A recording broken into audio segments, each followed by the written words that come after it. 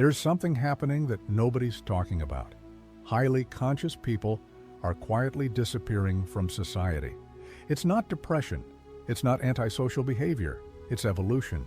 The more awake you become, the lonelier you get. But this isn't a problem. It's a gift. Carl Jung discovered that this great solitude is actually an essential archetypal process, a journey that few have the courage to take, but that's fundamental for anyone who wants to live authentically.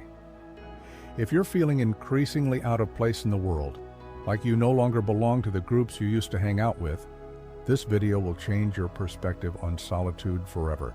The truth about why conscious people choose isolation will surprise you. There's a fascinating phenomenon happening right under our noses, and you've probably already noticed it without even realizing it. The more conscious you become, the lonelier you get. But listen carefully, this isn't a problem. It's a gift. It's like life is a big theater where everyone's playing their roles, and suddenly you realize you're watching from the audience, seeing the whole performance unfold.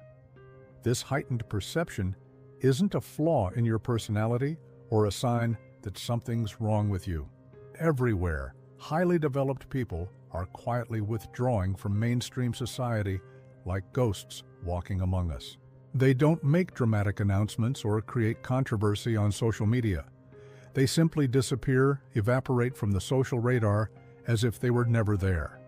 It's a silent exodus happening in the shadows, away from the spotlight, but it represents one of the most profound psychological transformations our species has ever experienced. This movement isn't organized or planned, but emerges naturally when certain people reach certain levels of consciousness. Now, before you think we're talking about depression, antisocial behavior, or any kind of mental pathology, hold up. This is completely different. We're talking about pure psychological evolution. It's as if these people have developed a new way of seeing reality, a refined sensitivity that makes them incompatible with traditional patterns of living in society. It's not that they're better or worse than other people, but that they've developed such sharp perception that the ordinary world has begun to hurt them energetically. Carl Jung dedicated much of his work to understanding exactly this process, and what he discovered will surprise you. This withdrawal isn't a cowardly escape from reality, but a courageous dive into the depths of the human soul. It's the moment when a person stops living to please others and starts living to honor their most authentic essence. And if you're feeling increasingly out of place in the world, like you no longer belong to the groups you used to frequent, maybe you're going through this same transformation without even realizing it. The solitude we're going to explore here has nothing to do with that painful feeling of being alone on a Friday night, watching everyone have fun on social media. We're talking about something much deeper and more powerful, a sacred solitude, consciously chosen like a monk who decides to retreat to the mountains. It's the difference between being pushed out of the party and deciding to leave because the music no longer makes sense to you. This solitude isn't born from despair, but from wisdom. While common loneliness is an escape from pain, rejection, or the fear of not being accepted, the great solitude is a search for truth. It's like comparing someone who hides in their room because they were rejected with someone who retreats to their room because they need to process deep insights about life. The first person is running from something, the second is walking towards something greater. It's the difference between running from lions and walking toward your own destiny. Jung had a phrase that perfectly explains this distinction.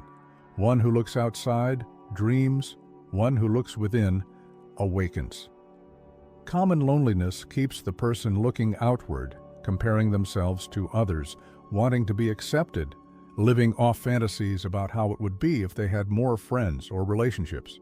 The great solitude, on the other hand, is an invitation to look inward, to truly know who you are when nobody's watching. It's an awakening to your own authentic nature. Pathological loneliness leaves scars. Sacred solitude leaves wisdom.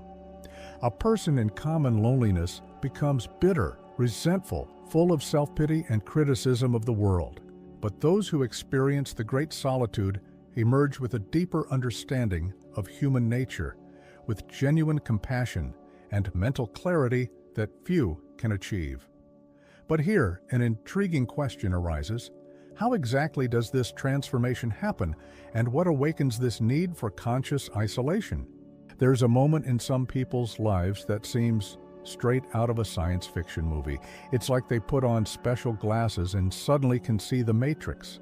Everything around them starts to seem artificial, constructed, performative, as if everyone's following a script that nobody's questioned for decades.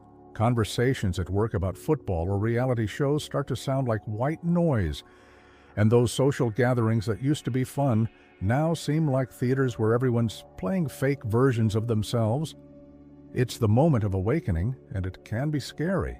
The first signs are subtle, but unmistakable for those going through it. You start to feel real physical discomfort in crowds.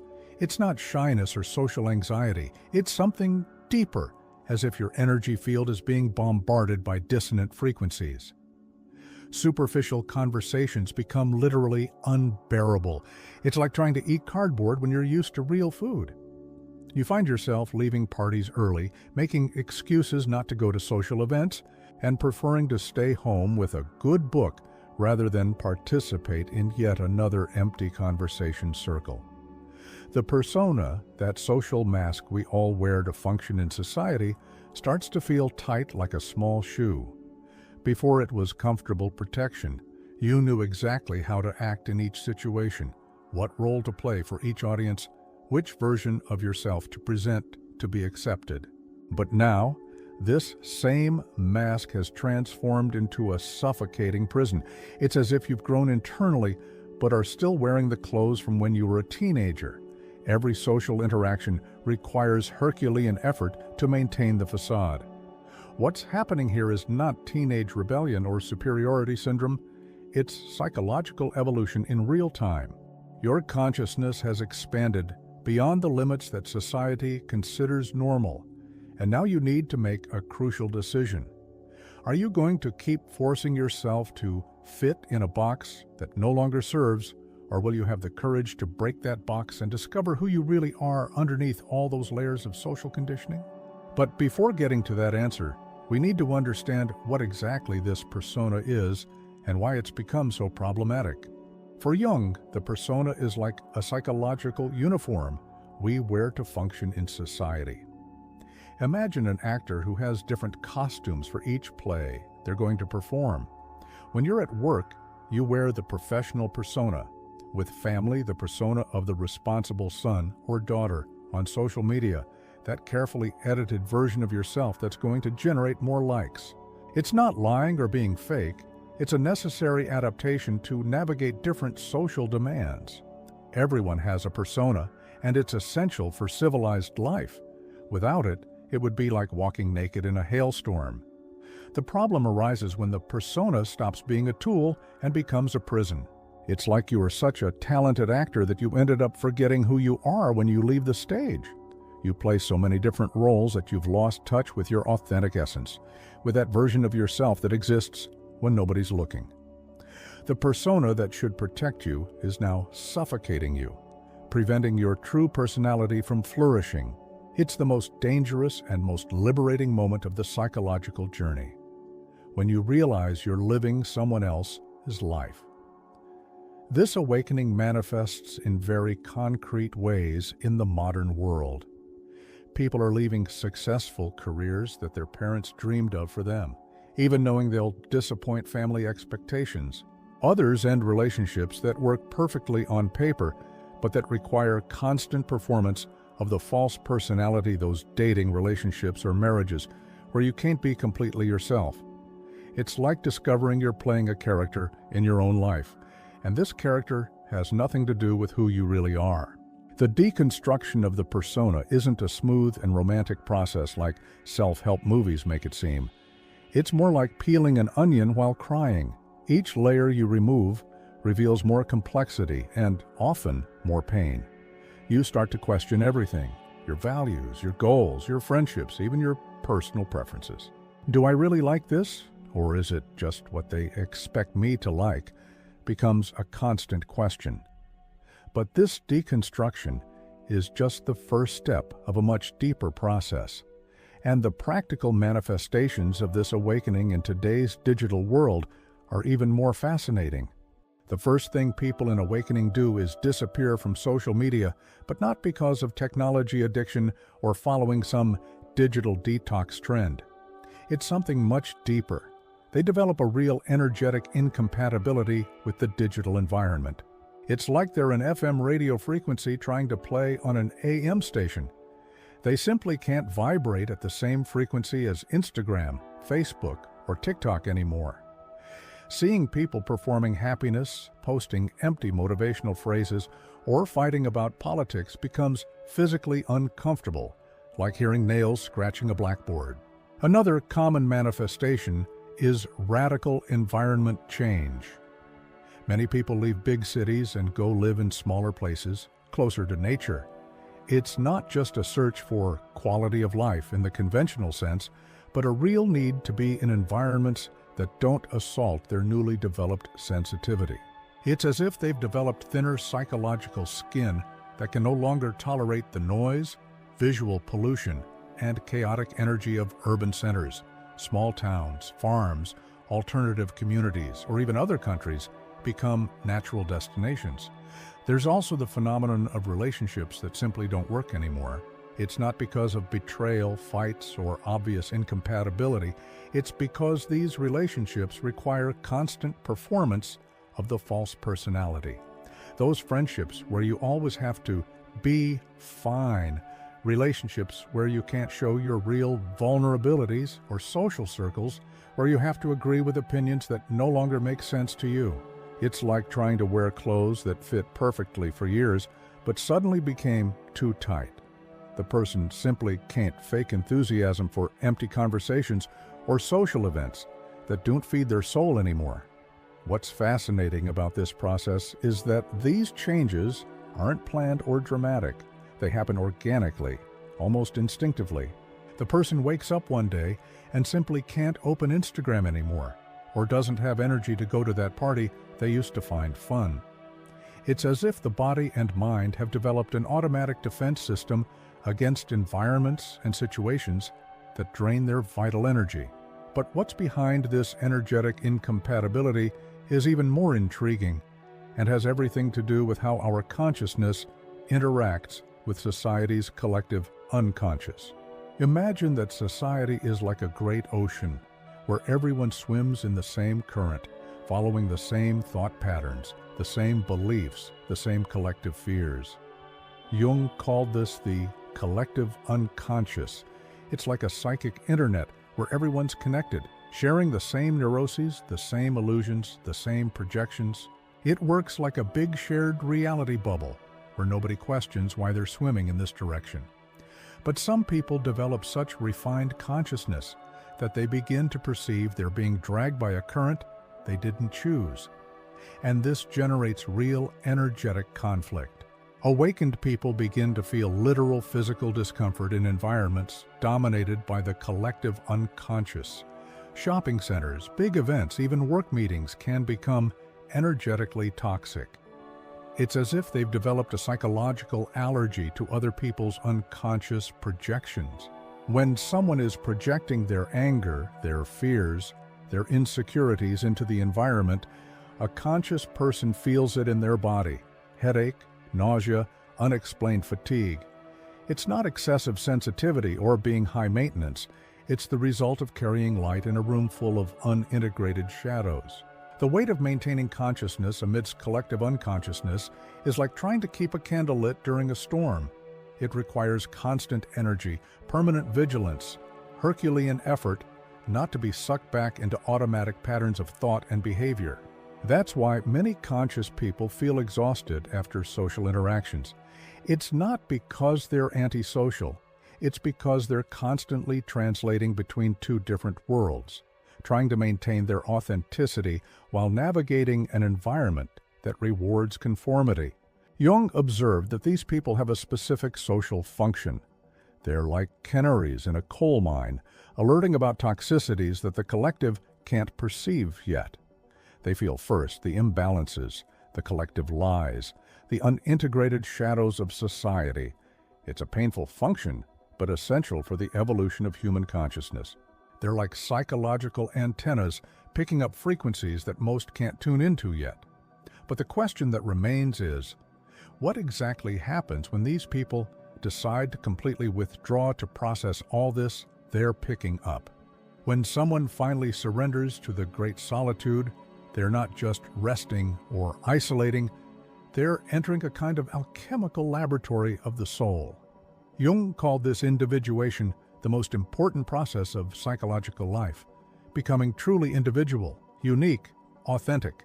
It's as if the person enters a psychological chrysalis, where everything they thought they knew about themselves will be dissolved and reconstituted. It's not a comfortable process, but it's absolutely necessary for anyone who wants to live an authentic life instead of a borrowed one. The first work in solitude is integrating the personal shadow, all those aspects of ourselves we reject, deny, or pretend don't exist. It's like doing a deep cleaning in the basement of personality, where you find everything: anger you never expressed, old sadness you swallowed, desires you considered inappropriate, parts of you that were condemned by family or society. In solitude, away from judging eyes, these rejected parts can finally come to the surface and be integrated in a healthy way. Dreams become powerful teachers during this period. It's as if the unconscious takes advantage of the silence to speak louder. People in individuation process frequently report vivid symbolic dreams full of important messages about their journey. Archetypal symbols appear: wild animals representing repressed instincts, wise figures offering guidance, scenarios that seem straight out of fairy tales but carry deep truths about the person's current situation. It's a language that can only be understood when you turn down the external noise. Psychological alchemy happens in this cave of the soul. It's where the lead of conditioned personality transforms into the gold of authenticity. Jung deeply studied medieval alchemical texts and realized they were actually disguised psychological maps. The stages of alchemical transformation, dissolve, purify, coagulate, sublimate, perfectly describe what happens during conscious isolation. The person literally falls apart and rebuilds themselves, emerges as a completely new version of themselves. But there's a crucial difference between this type of transformative retreat and simple escape from life's problems. The line between conscious retreat and escapism might seem thin, but in practice, it's an abyss. It's the difference between a monk who retreats to the mountains to find enlightenment and someone who hides in their room because they can't deal with life. One is walking towards something greater, the other is running from something painful. The intention behind isolation completely changes the nature of the experience. It's like the difference between fasting for a spiritual purpose and not eating because you're depressed. Conscious retreat has specific characteristics you can recognize. The person maintains a sense of purpose and direction, even in solitude. They might not know exactly where they're going, but they know they're in movement, in transformation. There's a quality of presence and acceptance of the experience instead of resistance or victimization. It's like the difference between meditating and just closing your eyes because you don't want to see the world. Those in conscious retreat often develop practices: meditation, writing, reading deep texts, contact with nature, activities that nourish inner growth. Escapism has a completely different energy. It's driven by fear, anger, or hopelessness. The person in flight is constantly ruminating about external problems, blaming other people or circumstances for their situation. There's a quality of stagnation and repetition, like a scratched record, always playing the same sad song. Instead of nourishing practices, there are addictions, excessive digital entertainment, substances, or anything that numbs the pain without actually processing it. Consciousness is the determining factor. Those in conscious retreat maintain awareness about what's happening, accept responsibility for their journey, and are willing to face whatever comes up in the process.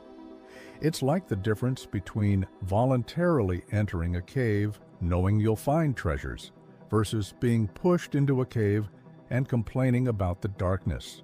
Intention and attitude completely transform the experience, and the result will also be completely different. But what happens when someone emerges from this deep transformation in solitude?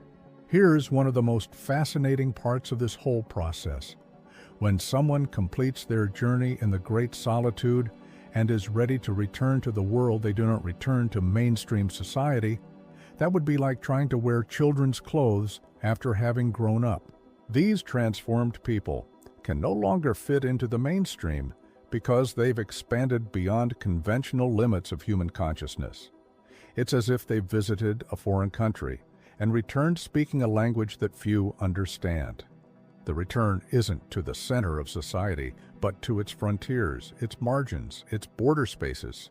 These people establish themselves in what we call borderland, physical and psychological places where different worlds meet. It could be a small town between mountains, an alternative artistic community, work that allows helping other people in transformation, or simply a way of living that's half inside and half outside conventional patterns. It's as if they've become citizens of two worlds at the same time. They can function in society when necessary, but mainly inhabit an expanded reality that most can't see. The function of these transformed people is profoundly important for collective evolution. They become bridges between the conscious and collective unconscious. They're like psychological translators, able to take deep insights about human nature and make them accessible to those ready to receive them. They don't preach or try to convert anyone. They simply exist as living examples of a different way of being human. Their presence is a silent invitation to others who are beginning to question normalcy. Most interesting is that these people don't stay isolated forever. They create a selective and conscious form of human connection. They naturally attract other people going through the same awakening process, forming small communities based on authenticity instead of social convenience. It's as if they emit a specific frequency that only those who are tuned in can pick up. Their solitude transforms into shared solitude with people who truly understand them. And this brings us to the true archetypal function these people perform in the evolution of human consciousness. The hermit is one of the most powerful and misunderstood archetypes in human psychology. It's not just someone who lives alone in a cave, but a light-bearer for humanity. In the tarot, the hermit carries a lantern that illuminates the path for other travelers lost in darkness. This is exactly the role that people in great solitude play in our time. They go through the solitary journey of transformation so they can eventually help others navigate the same process. They're like pioneers exploring unknown territories of human consciousness. Jung understood that certain people have an involuntary vocation to carry the psychological evolution of the species. They don't choose this role, the role chooses them. It's like being summoned for a mission you didn't even know existed, but that proves essential for the greater good.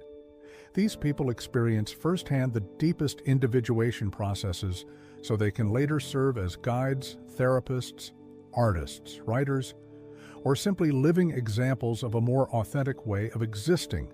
Their apparent selfishness actually serves a profound altruistic purpose. The solitude you might be feeling isn't punishment. It's not a sign that something's wrong with you. It's a call to an essential archetypal function. You're being prepared for something greater, even if you can't see it now. Your increased sensitivity, your intolerance for superficiality, your discomfort with unconscious crowds. All of this are signs that you're developing capabilities that will be useful not just for your own evolution, but to help others who will come after. It's like being in a very advanced and lonely school, but one that prepares for an important mission. If you recognized yourself in this journey, know that you're not alone in your solitude. There's an invisible community of people going through the same process around the world. They might be physically isolated, but they're connected on a much deeper level. Your great solitude is temporary, but the wisdom you'll acquire in it is permanent. And when you're ready to emerge from this chrysalis, you'll discover that there are other people waiting for the light you'll carry. The world needs modern hermits, people who had the courage to lose themselves to truly find themselves. If you made it this far, you probably recognized yourself in much of this journey, and now the most important question arises: what are you going to do with this knowledge? You can keep pretending this restlessness doesn't exist, forcing yourself to fit in a box that no longer serves. Or you can have the courage to honor this call to the great solitude, knowing that on the other side of this transformation exists a version of you that you can't even imagine how powerful it can be. Answer me in the comments. At what moment in your life did you realize you no longer fit conventional patterns? What made you awaken to this incompatibility with the mainstream? Your story could inspire someone going through the same process right now.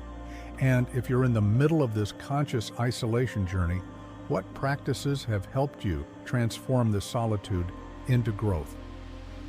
Share your experience. Remember, there are other people going through exactly the same process, and your words could be the light they need to see.